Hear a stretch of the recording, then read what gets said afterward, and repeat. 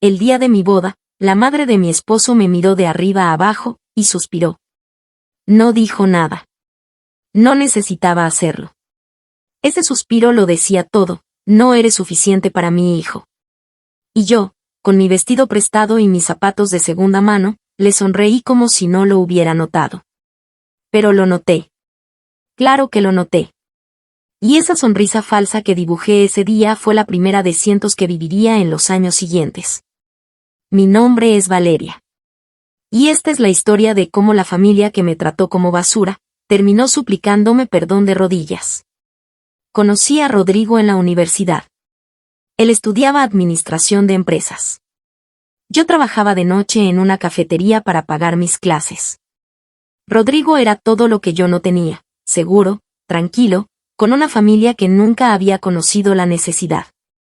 Pero me miraba como si yo fuera lo más valioso del mundo. Y yo estaba tan hambrienta de esa mirada, que no vi lo que venía. Nos enamoramos rápido. Demasiado rápido, quizás. A los 6 meses, me presentó a su familia en una cena en su casa. Su casa. No sé si alguna vez has entrado a un lugar y sentido que el ambiente mismo te dice que no perteneces ahí. Eso fue lo que sentí al cruzar esa puerta. Mármol en el piso.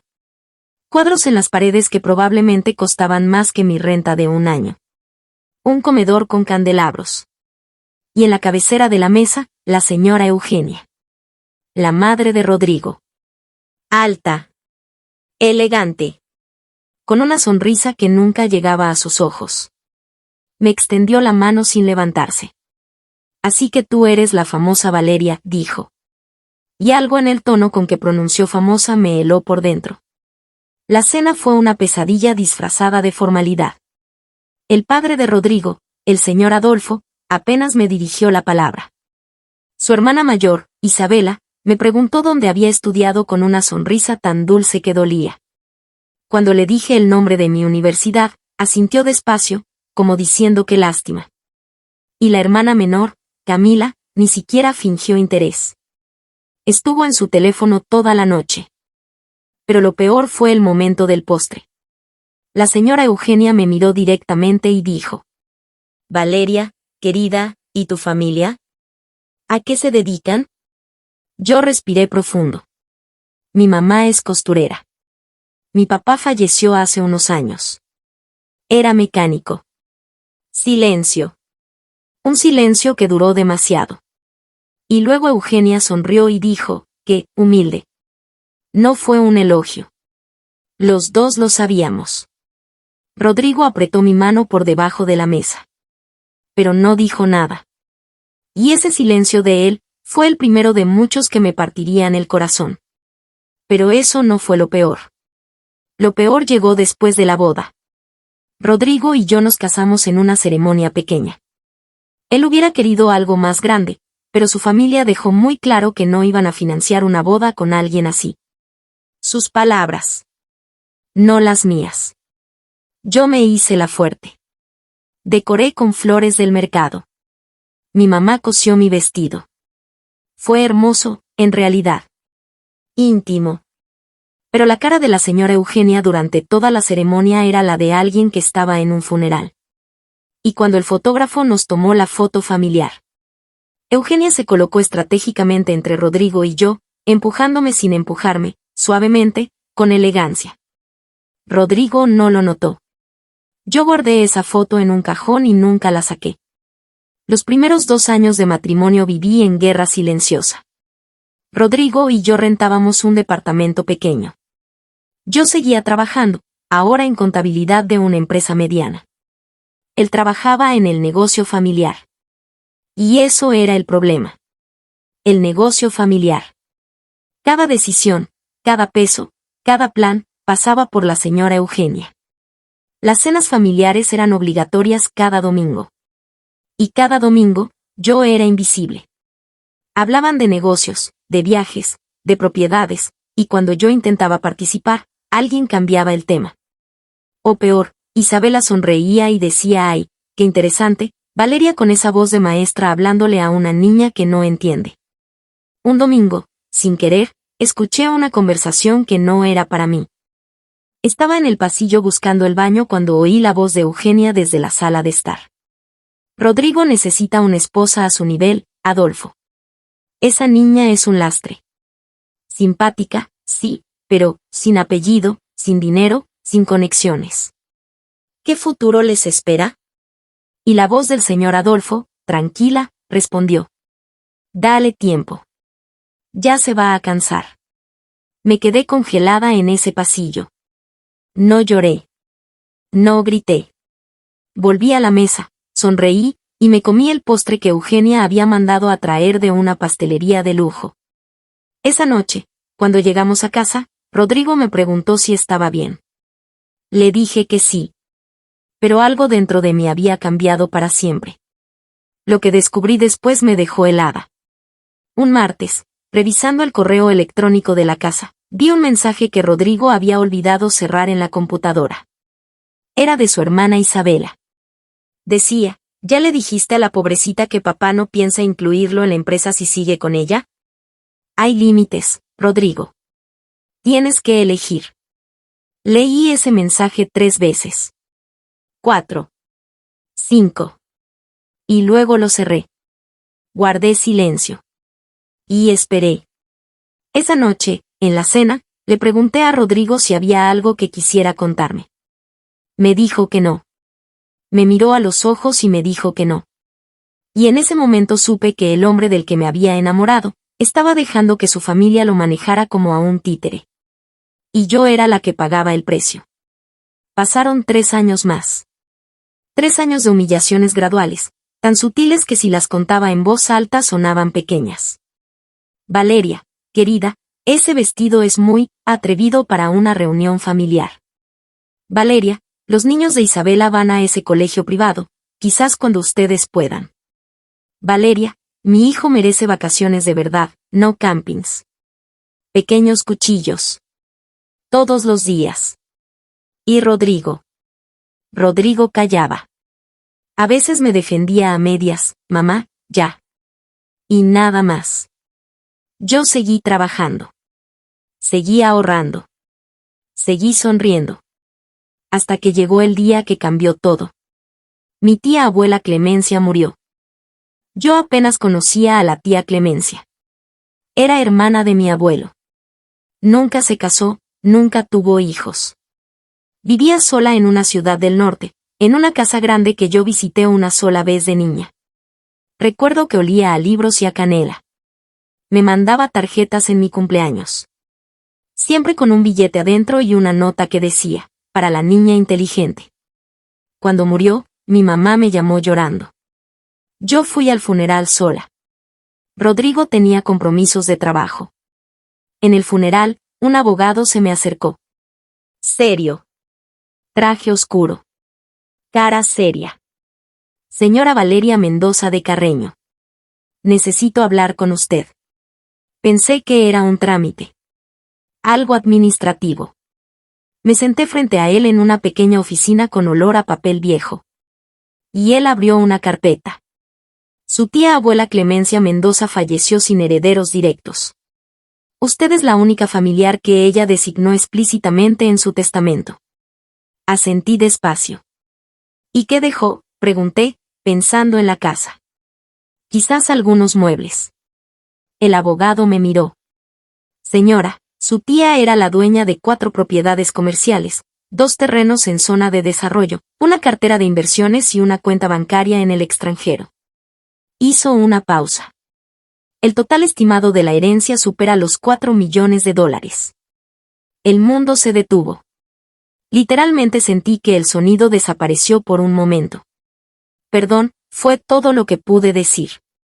Manejé de regreso a casa en completo silencio. $4 millones. $4 millones. Mi tía abuela Clemencia, la mujer de las tarjetas de cumpleaños y los billetes doblados, había construido una fortuna en silencio durante décadas. Y me la había dejado a mí. A la niña inteligente. Esa noche no le dije nada a Rodrigo. Tampoco al día siguiente. Ni a la semana siguiente. Llamé a mi mamá. Le pedí absoluta discreción. Llamé a un abogado propio, diferente al de la herencia. Y empecé a planear. Porque había algo que necesitaba saber antes de moverme. Necesitaba saber en quién podía confiar realmente. Contraté a una pequeña firma de investigación privada. Suena extremo, lo sé. Pero después de años de sospechas, de silencios, de mensajes que no eran para mí, necesitaba saber la verdad sobre mi matrimonio. El informe llegó en 3 semanas. Lo abrí sola, en la cafetería donde había trabajado de noche años atrás. Rodrigo tenía una cuenta bancaria que yo no conocía. Transferencias regulares hacia esa cuenta. Desde hacía 2 años. Y una dirección de un departamento al que iba los martes y jueves. Cuando el investigador me mostró las fotos, no lloré. Ya había gastado demasiadas lágrimas en esa familia. Solo sentí una calma extraña. Una claridad. Como cuando el cielo se despeja después de una tormenta muy larga. Pensé que el dolor había terminado, me equivoqué. Porque antes de tomar cualquier decisión, sucedió algo que no esperaba. La señora Eugenia organizó una cena de familia ampliada. Incluía a sus amigas más cercanas, sus socios, sus vecinos de toda la vida. Y me invitaron. Yo ya sabía lo de Rodrigo. Ya tenía mis planes en movimiento. Pero decidí ir a esa cena. Una última vez. Me arreglé con cuidado. No con lujo. Con dignidad. Llegué y la dinámica fue la de siempre, invisible, tolerada, sonrisa de protocolo. Hasta que una de las amigas de Eugenia, una señora con demasiadas joyas, me preguntó a qué me dedicaba. Antes de que pudiera responder, Eugenia intervino con su sonrisa perfecta. Valeria trabaja en una oficinita de contabilidad. Es muy trabajadora, para lo que pudo estudiar. Risas suaves alrededor de la mesa. Y Rodrigo miró su copa de vino. Fue ese momento. Ese preciso momento. El que me dio toda la fuerza que necesitaba. 2 semanas después, pedí el divorcio. Rodrigo llegó a casa esa noche y encontró a mi abogado sentado en nuestra sala. La cara que puso, no la voy a olvidar jamás. ¿Qué es esto?, preguntó. Es el inicio del proceso de divorcio, dije tranquilamente. También quiero que sepas que estoy al tanto del departamento de los martes y jueves. Y de la cuenta bancaria. Se puso blanco. Valeria, yo puedo explicar. No tienes que explicar nada, Rodrigo. Solo firmar. Llamó a su madre esa misma noche, claro. Y la señora Eugenia apareció al día siguiente en mi puerta. Sin llamar. Sin avisar. Con su traje de reunión y su bolso de diseñador. Tenemos que hablar, Valeria. La dejé pasar. Me senté frente a ella. Y le escuché decir, con toda la elegancia que tenía, que yo estaba exagerando, que los hombres cometen errores, que el divorcio destruiría a Rodrigo, que yo debía pensar en el futuro que mi hijo me podía dar. La dejé hablar. Cuando terminó, respiré despacio y dije: Eugenia, no vine a esta familia buscando dinero. Vine queriendo a Rodrigo. Ustedes nunca lo creyeron. Y tienen razón en algo, yo no venía de su mundo. Pero ahora tengo el mío propio. Ella frunció el ceño. ¿Qué quieres decir? Sonreí. Nada más. Que ya no necesito nada de esta familia. La noticia de la herencia llegó a sus oídos 3 meses después. No sé quién habló. No me importa. Lo que sí recuerdo es la llamada de Isabela. Isabela, la hermana perfecta, la que me preguntaba dónde había estudiado con esa sonrisa. Valeria, hola, hace mucho que no hablamos. ¿Cómo estás? Voz de miel. Completamente nueva. Estoy muy bien, Isabela. Gracias. Escucha, estaba pensando que quizás podríamos tomar un café. Ponernos al día. Yo sé que las cosas con Rodrigo terminaron feo, pero tú siempre me caíste bien. Tuve que morderme la mejilla por dentro para no reír. Claro, Isabela. Te escribo. Nunca le escribí. Camila, la hermana menor, me mandó un mensaje directo en redes sociales. Hola Val. Oye, Estoy lanzando un pequeño negocio y pensé que quizás tú, con tus contactos ahora, capaz podrías invertir algo. Borré el mensaje. Y la bloqueé. El señor Adolfo me llamó personalmente. Esto sí no lo esperaba. El hombre que en 9 años de frecuentar esa familia nunca me había preguntado cómo estaba, me llamó al teléfono. Valeria, soy Adolfo. Mira, quiero pedirte disculpas por cómo se dieron las cosas. Eugenia a veces es intensa. Pero en el fondo, tú eras parte de esta familia. Silencio de mi parte. Quería ver si podríamos reunirnos. Tenemos unos proyectos de inversión muy interesantes y pensé que, dado que ahora tienes recursos, quizás podrías considerar. Lo interrumpí con calma. Adolfo, gracias por llamar. De verdad. Pero no. Valeria, si me dejas explicarte. No. Que tengas buenas noches. Y colgué. Esa noche cambió mi vida para siempre. No la noche de la llamada, sino la noche después, cuando me senté sola en el apartamento nuevo que había comprado, con vista a la ciudad, con mis cosas, con mi silencio. Y me di cuenta de que no sentía rencor. Sentía paz. Una paz que no había sentido en 9 años. Me hice una taza de té. Llamé a mi mamá. Le dije, mamá, compré un terreno. Quiero construirte una casa. Ella lloró. Yo también lloré. Pero eran lágrimas completamente diferentes a las de antes. Lo que vino después superó todo lo que imaginé. El negocio de la familia de Rodrigo empezó a tener problemas. Nada que yo hiciera. El mercado simplemente los alcanzó. El señor Adolfo había tomado malas decisiones de inversión. Rodrigo, que nunca tuvo que ganarse nada, no supo cómo reaccionar. Empezaron a vender propiedades. Y un día recibí un correo del abogado de Rodrigo. Me pedían si consideraría retomar conversaciones sobre una posible colaboración comercial. Lo imprimí. Lo enmarqué. Lo puse en mi oficina nueva como recordatorio. Pero la escena que nunca olvidaré llegó 8 meses después del divorcio. Fue en un evento empresarial. Una gala de inversión en un hotel del centro. Yo iba representando mis nuevos proyectos. Entré al salón y vi, en una de las mesas, a la señora Eugenia. Más delgada. Más seria. Sin el brillo de antes. Me vio. Y por primera vez en 9 años, la vi dudar. Caminé hacia ella porque yo quise. No porque tuviera que hacerlo. Eugenia, dije con una sonrisa real. Ella se puso de pie, cosa que nunca había hecho cuando yo era su nuera. Valeria, qué sorpresa. Estás muy bien. Gracias. Tú también. Silencio incómodo. Y entonces dijo, en voz baja, casi susurrada. Cometimos errores contigo. Yo, cometí errores. No era una disculpa completa. Era lo máximo que alguien como ella podía dar. La miré por un momento largo. Sí, dije simplemente. Y me fui a atender a mis socios. No les voy a mentir. Hubo noches difíciles.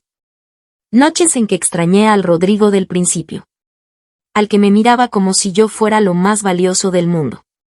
Noches en que me pregunté qué hubiera pasado si las cosas hubieran sido diferentes. Pero luego recuerdo ese suspiro de Eugenia el día de mi boda. Y recuerdo la cena donde me llamó la de la oficinita. Y recuerdo a Rodrigo mirando su copa de vino mientras todos reían. Y sé que lo que viví me hizo exactamente quien soy hoy. Hoy, mi mamá vive en su casa nueva. Es una casa con jardín, con una cocina grande donde ella puede cocer con luz natural, y con un cuarto de más para cuando yo voy a visitarla. Cuando la vi entrar por primera vez a esa casa y poner su mano en la pared como si no pudiera creerlo, sentí que todo lo que había sufrido había valido la pena. Cada cena incómoda. Cada suspiro. Cada que humilde. Todo valió la pena por ese momento. Y Rodrigo. Lo vi una última vez por casualidad, en un café. Estaba con alguien. No pregunté quién. Me saludó con incomodidad. Yo le sonreí con toda la genuinidad que tuve. ¿Cómo estás, Rodrigo? Bien, bien, ¿y tú? ¿Todo va bien? Nunca mejor. Y era completamente verdad. Esta es mi historia. No la cuento para presumir. La cuento porque sé que hay alguien escuchándome ahora mismo que está aguantando lo que yo aguanté. Que está sonriendo en mesas donde la hacen sentir pequeña. Que está callando cuando debería hablar. Y quiero que esa persona sepa algo. Tu valor no lo determina ninguna familia. Ningún apellido. Ningún mármol en el piso ni ningún candelabro. La tía Clemencia me vio desde el principio. Y me dejó todo lo que había construido en silencio. Porque ella sabía que yo sabría qué hacer con ello. Y tenía razón. Si llegaste hasta aquí, gracias. Gracias de verdad. Esta historia me costó contarla. Pero valió la pena. Si te identificaste con algo de lo que escuchaste, déjame tu comentario abajo. No estás sola. Y si quieres escuchar más historias como esta, ya sabes dónde encontrarme. Aquí, en Historias de Venganza Prohibida. Hasta la próxima.